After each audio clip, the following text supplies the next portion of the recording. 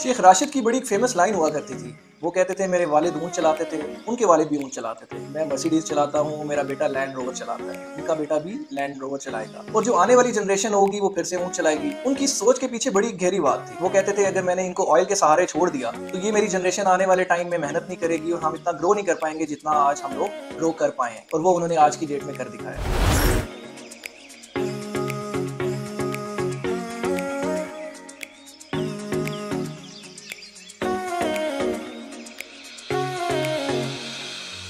ऐसी जगह जहाँ रेत ही रेत थी, पानी का नामो निशान नहीं था, तपते सहरा, और जहाँ पर एक दीवार खड़ी करना मुश्किल था। ऐसा क्या हुआ कि उसने दुनिया के बड़े बड़े शहरों को पीछे छोड़ दिया। ये लाइन जब भी मैं सुनता था मुझे एक क्यूरियोसिटी होती थी। और जो लास्ट ईयर मैंने विजिट किया दुबई का, वहाँ पर जाके मैंने अपनी आंखों से इन चीज़ों को विटनेस किया और वहाँ जाके मुझे अपने काफ़ी सारे क्वेश्चंस के आंसर मिले।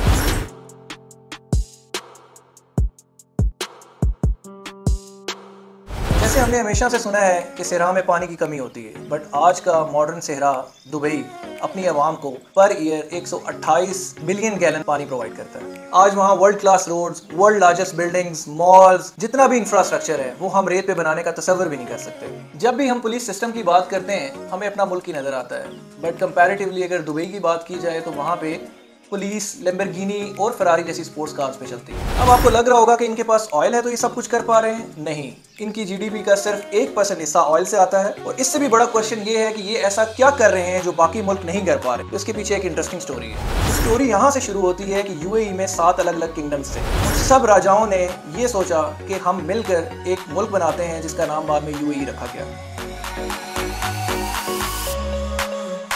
अगर हमने इस चीज़ को समझना है कि यूएई इतना आगे कैसे पहुंच गया तो we need to go back in the history like in 18th century. वहाँ पे जितने भी शेख थे वो अपने अपने स्पेसिफिक एरिया को रूल करते थे और उस एरिया को पहले शेखडम कहा जाता था। 1833 में शेख मखदूम ने दुबई को एक अलग सल्तनत बनाने का फैसला किया और ये दुबई के फाउंडर भी थे और उनकी अभी फैमिली जो है वही दुबई को ओन भी करती है। तो दुबई एक पुराना गांव था जो 1958 में चेंज हुआ जब राशिद बिन सईद रूलर बने और उन्होंने एक गांव को एक शहर का नक्शा दे दिया। 1959 में जब ये यूरोप गए तो वहाँ पे इंफ्रास्ट्रक्चर देख के काफ़ी इंस्पायर हुए। देन ही decided to make Dubai a transport, trading and financial hub. Due to its ideal location Sheikh Rashid ने दुबई क्रीक जो एक बंदरगाह थी उसके ऊपर काम करना स्टार्ट किया।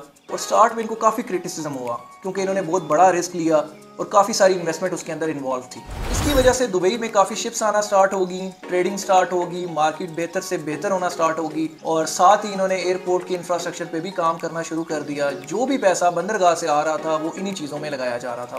और फाइनली 1966 में दुबई में ऑयल निकलता है, बट उसकी मिकदार इतनी कम थी कि शेख राशिद को उसकी अहमियत का अंदाज़ा शुरू से ही था। तो उन्होंने इसीलिए ऑयल के सहारे अपनी यंग जनरेशन को नहीं छोड़ा और सारा पैसा इंफ्रास्ट्रक्चर और बंदरगाहों पे लगाते हैं। अब होता ऐसे है कि जब भी शिप एक जगह से दूसरी जगह ट्रैवल करते हैं तो उनको रिफ्यूलिंग, लोडिंग, अनलोडिंग के लिए रुकना पड़ता है। और दुबई ऐसी आइडियल लोकेशन पर था जिसका अंदाजा शेख राशिद को पहले ही हो गया था। तो उन्होंने बड़ी बेखूबी से इसका फायदा उठाया। उन्होंने वहां पर पोर्ट राशिद बनवाया और इससे इर्द गिर्द की जितनी कमर्शियल एक्टिविटी थी वो बहुत ज्यादा बढ़ गई। और 1979 में जब पोर्ट राशिद जो था काफी सक्सेसफुल हो चुका था, उन्होंने पोर्ट जबल ली बनाया। इसके बाद एक ऐसी अनएक्सपेक्टेड चीज की गई जिसका किसी को आइडिया नहीं था। पोर्ट जबल अली से टैक्स ड्यूटी हटा ली गई और ये एक बहुत बड़ा गेम चेंजर पॉइंट था।